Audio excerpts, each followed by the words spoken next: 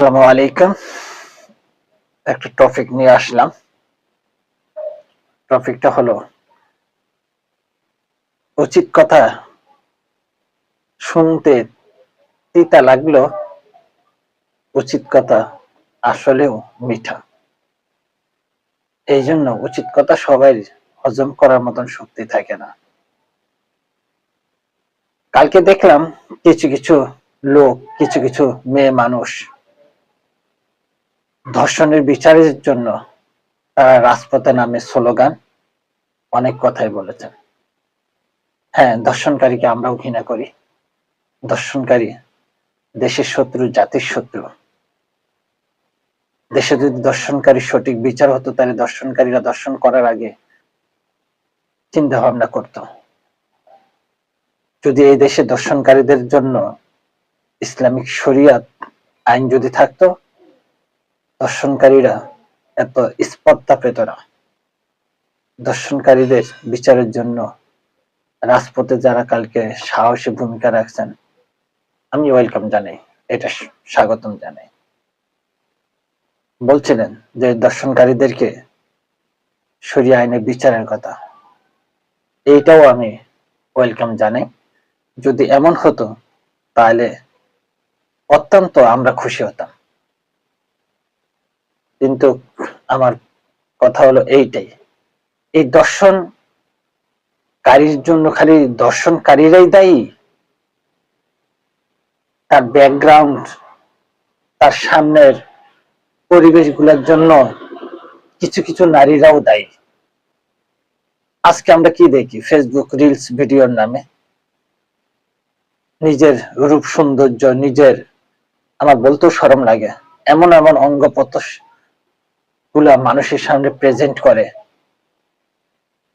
তারা সমাজের বাদে আরো 10 জন লোকের সামনেও চলাফেরা করে। দর্শনকারীদের বিচার যেমন শরিয়া আইনে হওয়ার দরকার, তেমন যারা উল্টাপাল্টা পোশাক পরে ওপেন সিক্রেট ওপেনলি চলাফেরা করে, তাদেরকেও আইনের আওতায় আনার দরকার। ভাই, মাছি তো এমনি কোথাও আসে না, মাছিকে আমন্ত্রণ নিমন্ত্রণ জানানো হয়, ঠিক আছে? তাই সমাজকে সুন্দর করতে হলে, ঠিক আছে, সমাজের কোন কোন জায়গায় কি করতে হবে সেটার কথাও প্রতিবাদ করে আপনাদেরকে বলতে হবে।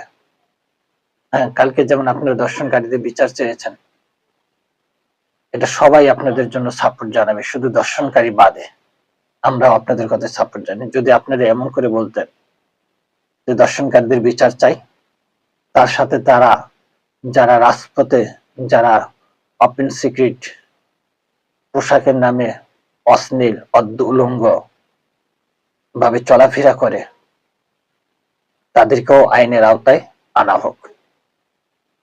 দর্শনকারীদের দর্শনের শরিয়া আইনে বিচার হোক, এটা আমি চাই। তবে আমি চাই যারা এই রকম অশ্লীল বেহায়াপনা উল্টাপাল্টা পোশাক, যে পোশাক পরলে সমাজের অন্যান্য মানুষ তাদের দিকে দেখতে লজ্জাবোধ করে, এদেরকে ওই মুহূর্তে ধরে নারী পুলিশ সেরাতে এদেরকে এমন পানিশমেন্ট দেওয়া হোক যেন এরা কোনো সময় নিজের ঘর ছাড়া বাহিরে এই ধরনের উল্টো পাল্টা পোশাক পরে যেন না বাইর হয়।